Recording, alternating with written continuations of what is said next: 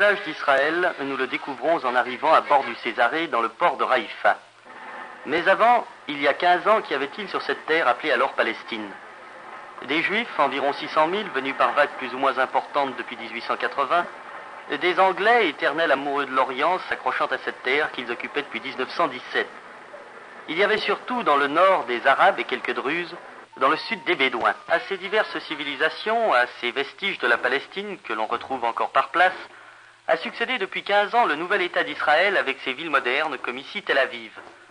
Les femmes ne vont plus au puits et peuvent même remplir des fonctions où généralement on n'est pas habitué à voir tant de grâce et de sourire. Mais si vous allez un jour en voiture à Tel Aviv, ne vous y fiez quand même pas trop. Tel Aviv, vieille à peine d'un demi-siècle, est le symbole de cet État moderne. Ainsi, ce sont les écoliers qui, à la sortie des classes, assurent la sécurité de leurs camarades dans les grands carrefours.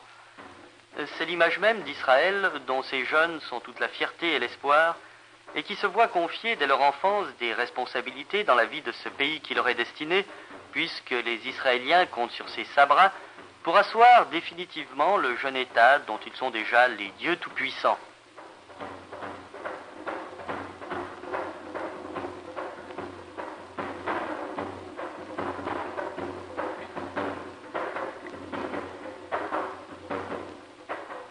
Tel Aviv, qui signifie la colline du printemps, est en constante extension, et cette ville a maintenant complètement englobé Jaffa, une des plus anciennes cités du monde.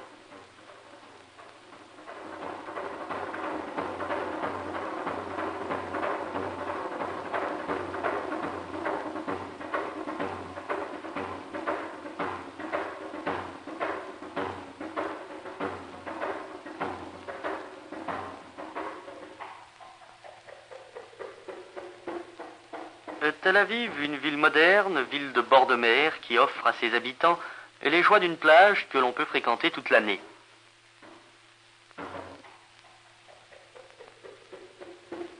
Cette opposition de civilisation, de mode de vie entre Orient et Occident, nous ne l'apercevons pas uniquement dans les villages ou les villes, mais également dans les campagnes et principalement dans le nord, en Galilée. Nous voici par exemple dans cette large et verdoyante vallée de Beth Hakerem qui fut le théâtre de nombreuses luttes dans les temps anciens. Cette vallée constitue du reste la limite sud de la Haute-Galilée et était connue il y a déjà 2000 ans pour sa fertilité et la douceur de son climat qui favorisait bien des cultures, et notamment la vigne et l'olivier. Les Arabes habitent nombreux en cette région. Leur principale ressource réside dans la cueillette des olives qui s'effectue d'octobre à janvier et pour ce travail qu'aucune machine n'est apte à faire, et les moyens n'ont pratiquement pas changé depuis des siècles. On retrouve sous l'ombrage de ces vastes oliveraies le laboureur d'il y a 2000 ans. Il utilise la même charrue au soc de bois. Mais à pays jeune, il faut des moyens modernes pour vivre. En Israël, le temps presse, les besoins sont urgents car les immigrants arrivent chaque jour plus nombreux.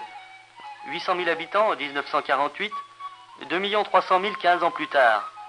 Là où s'est tiré un sillon, il en faut 10 à présent. Et chacun, à sa manière, nous donne la mesure du temps. Mais toute cette mécanisation ne servirait à rien si Israël n'avait réalisé un des plus gigantesques plans d'irrigation qui n'ait jamais été fait. Pour lutter contre la sécheresse, qui vouait traditionnellement à l'insuccès la plupart de ces cultures, les Israéliens sont allés chercher l'eau partout où l'on pouvait en trouver tant soit peu, et à l'aide de milliers de kilomètres de tuyaux, ils l'ont amené sur des terres qui ont pu être enfin cultivées d'une façon un tout petit peu plus rationnelle. En quelques années, toute la moitié nord du pays a été mise ainsi en valeur, et c'est maintenant à la partie sud, au désert du Negev, que les Israéliens s'attaquent.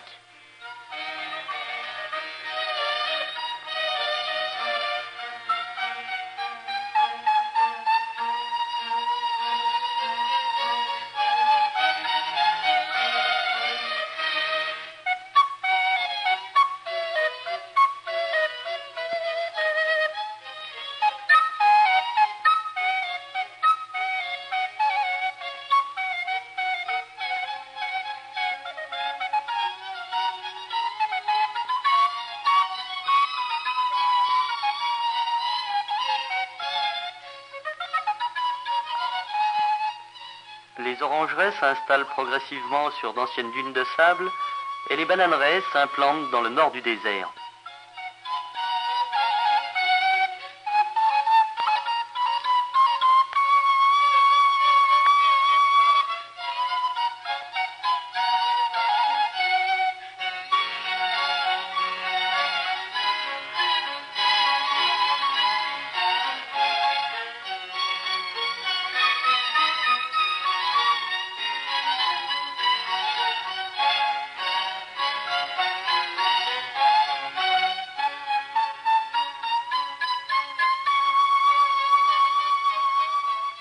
réaliser totalement la prophétie et faire refleurir le Negev, il faut de l'eau. Afin d'irriguer le désert, Israël a mis en place un réseau complexe de pompage des eaux du lac de Tibériade qui sont transportées par de gigantesques canalisations franchissant des cassures comme l'Oued Hamoud à l'aide de siphons de 200 mètres de haut.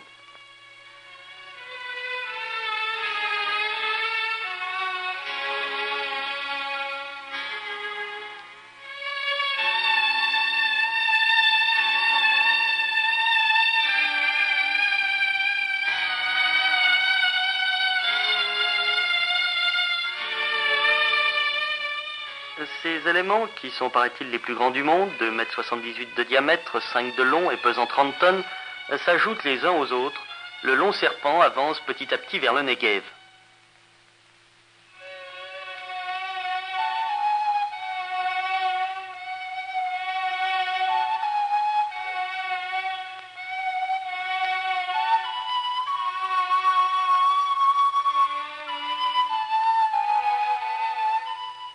Les Israéliens entreprennent donc d'une façon méthodique la conquête du Negev, qui avec ses 12 000 km² occupe la moitié sud d'Israël. En fait, plus que d'une conquête, il conviendrait de parler de résurrection, car cette région était habitée et même relativement prospère il y a 15 siècles et plus, comme en témoignent les textes bibliques et les fouilles archéologiques. Ainsi, la citadelle d'Avdat, située à mi-chemin entre Beersheva et Ellat, récemment mise à jour, Avdat fut une grande cité byzantine dont nous voyons ici quelques vestiges. Mais avant les Byzantins, vécurent là les Nabatéens qui se révélèrent d'extraordinaires agriculteurs du désert, à tel point qu'aujourd'hui des savants, comme le professeur Evenari, essayent de reconstituer les méthodes culturelles des Nabatéens et surtout leur célèbre plan d'irrigation et de captation de la rosée, afin de s'en servir à nouveau pour ressusciter le Negev. Au IVe siècle, les Byzantins bâtirent cette ville de 20 000 habitants, dont on a surtout restauré la forteresse, le monastère et les deux principales églises. Et après cela, les cités disparurent du désert. Le Negev ne fut plus hanté pendant 15 siècles que par les nomades bédouins et par leurs troupeaux de chèvres. Brusquement, depuis 15 ans, des villes surgissent à nouveau du sable. Mais dans cette reconquête du Negev, la grande force des Israéliens et de ne pas se contenter d'y disséminer, au gré d'une source ou d'une mine, des centres dont les habitants resteront d'éternels pionniers du désert. Ils veulent aller au-delà et faire de cette région un véritable centre de vie. C'est là que réside certainement leur plus grande chance de succès. Parallèlement aux créations indispensables, ils développent donc la vie culturelle, ils donnent une âme au Negev. Ainsi, le sculpteur Haber s'est vu confier la décoration du centre de Nebi Rubin, et en 1962, 14 sculpteurs de différents pays étaient invités à donner libre cours à leur inspiration sur cet immense plateau de Mitzpéramon, au cœur même du Negev.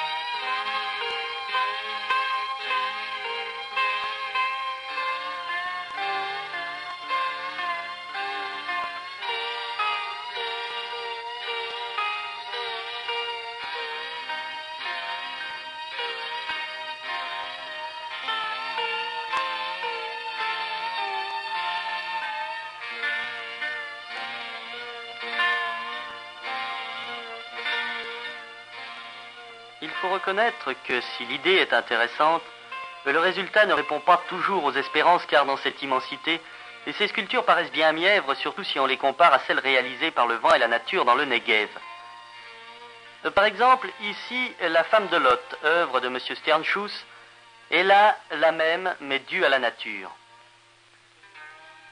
Dans un oued derrière Timna, nous avons vu cette autre réalisation du vent, une réalisation à peine croyable, sous l'œil du Sphinx, une rencontre au sommet entre le roi Imseoud d'Arabie et le président Ben Gourion. Cela d'ailleurs pour la plus grande joie de notre Brigitte nationale. Comme quoi, le vent fait parfois bien les choses. Et ces sculptures éoliennes se trouvent groupées dans un rayon de 2 km à proximité du canyon du kilomètre 9 et situé, comme son nom l'indique, 9 km au nord d'Ellat. Ce large canyon, fermé par les piliers d'Amran, est une des attractions majeures d'Eilat qui est en train de devenir un centre touristique de réputation mondiale. Cette ville, implantée sur les bords de la mer Rouge en 1956, se développe d'une façon très rapide, malheureusement assez anarchique, ce qui, joint à la laideur des immeubles, détruit quelque peu la beauté du cadre.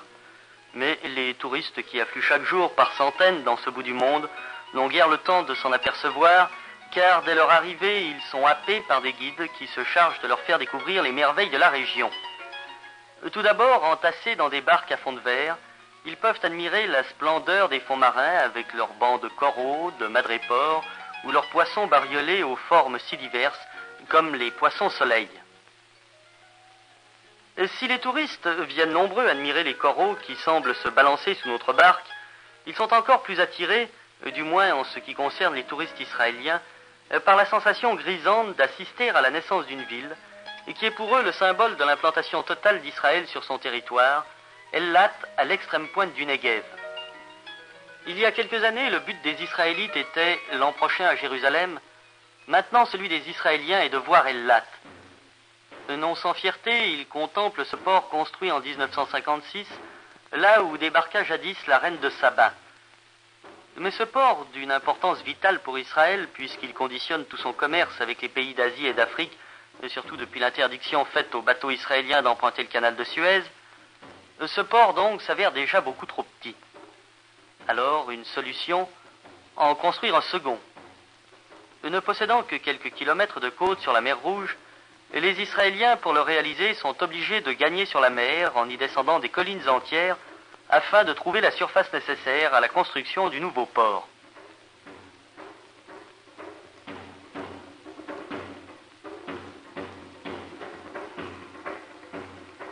Ce balai de bulldozers évoluant dans la poussière et le sable, c'est l'image même du Negev qui revit.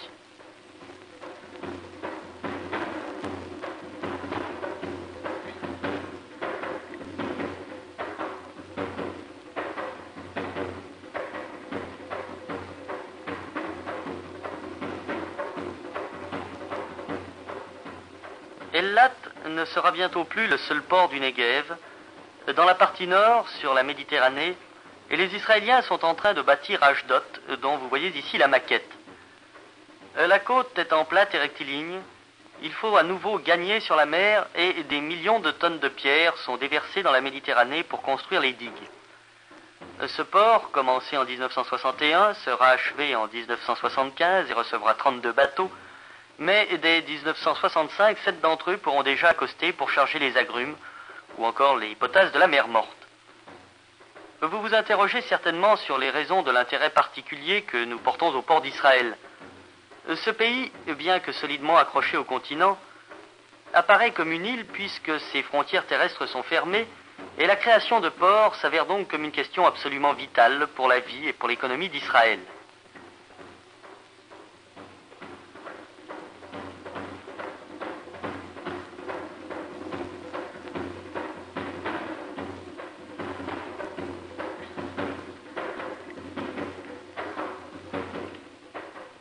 Cette forêt de tétrapodes, que l'on déboise avec énormément de précaution, est l'élément de base dans la construction de la grande digue qui doit s'avancer 3 km au large.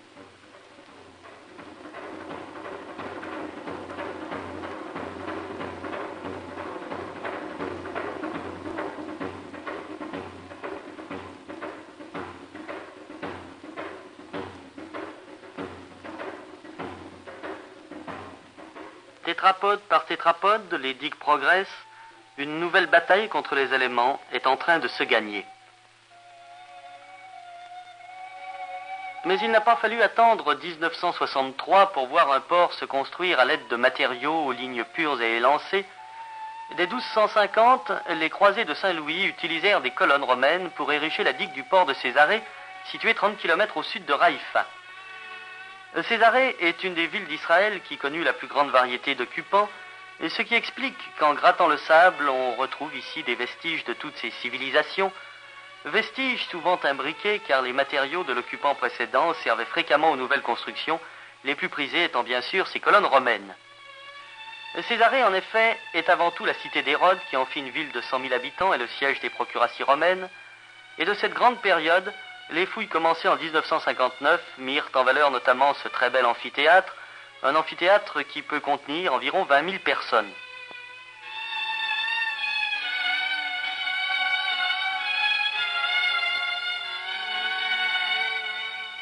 Autre témoin de l'œuvre d'Hérode, cet aqueduc construit par les 6e et 10e légions romaines. D'une longueur de 14 km, il amenait à Césarée l'eau du mont Carmel.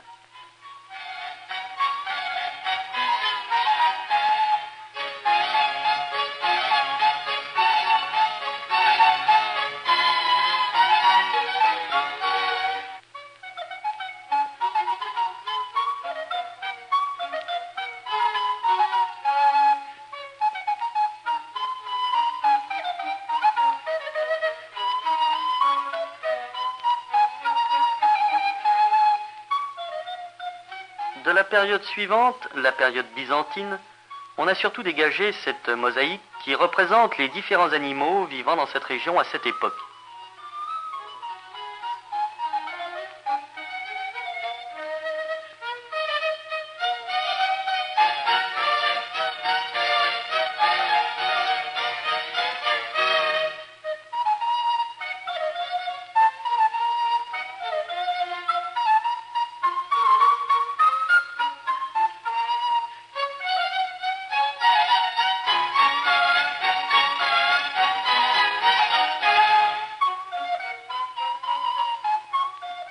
Enfin, dernière découverte archéologique, la citadelle croisée fortifiée en 1250 par Saint Louis.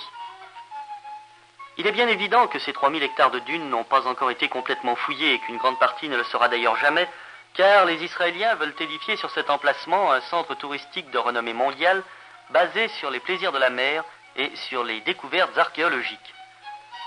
Césarée, qui fut donc un moment capitale de la Palestine, renaît avec des ambitions toutefois plus modestes, puisque Jérusalem, la capitale éternelle d'Israël, a retrouvé son rang et se développe au rythme vertigineux du pays, comme en témoigne par exemple sa nouvelle université.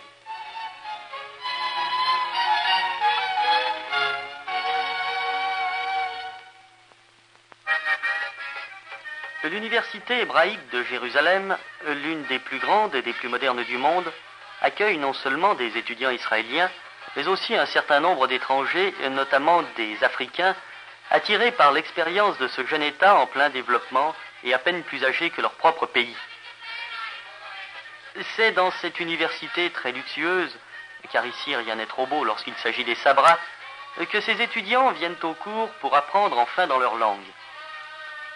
Il est un fait remarquable, que l'on a parfois tendance à oublier, c'est la renaissance d'une langue morte, l'hébreu.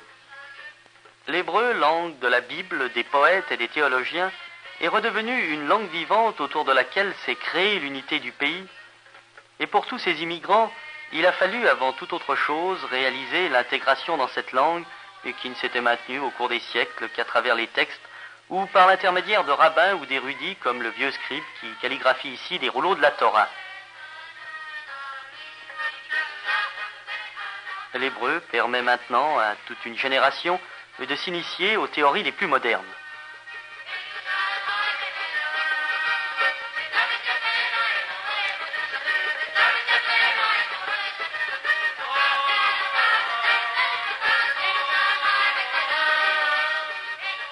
L'université se dresse sur cet emplacement qui n'était, il y a seulement 8 ans avant ses prises de vue, qu'une simple colline pelée sans aucune végétation et domaine exclusif des chacals, ce qui nous donne une idée de la ahurissante rapidité de construction et d'implantation d'Israël. Si les plus grandes réalisations de ce pays sont destinées aux jeunes, c'est sur eux, sur ces Sabras qui sont devenus l'instrument moteur d'Israël, que l'on compte principalement pour développer le jeune État. Ainsi, sur le mont Gilboa, à la frontière jordanienne, des soldats agriculteurs viennent d'installer un camp pour défricher cette colline pelée. C'est du reste à l'inauguration de ce futur village que nous assistons.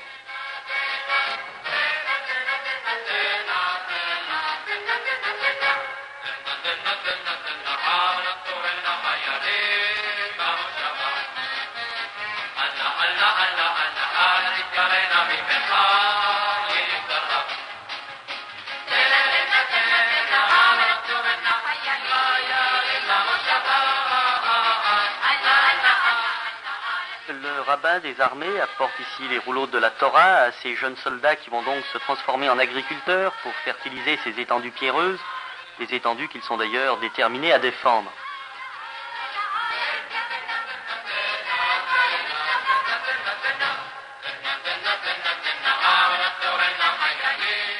Une nouvelle partie du territoire israélien vient d'être mise en valeur.